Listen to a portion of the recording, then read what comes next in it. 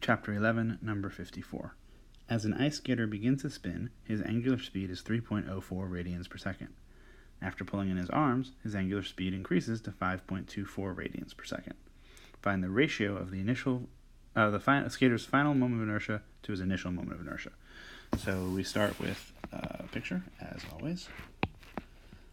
We have this skater, and he's jumping up or whatever, and he has his arms out, and he's doing some sort of spin with an omega 0, and that means he has some initial moment of inertia, I0, and then eventually he's spinning with his legs and arms in, and now he's spinning at omega final with some final momentum IF.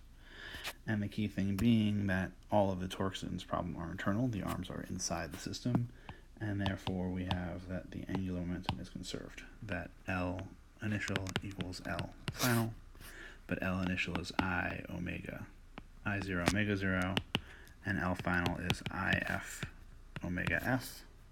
What we are looking for is the ratio of the final to the initial. So what we're looking for is IF over I0.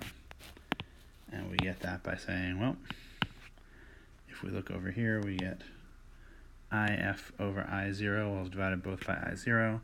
We'll divide both sides by omega F, and we'll have we get omega 0 over omega F. And then we can just put in what we have here.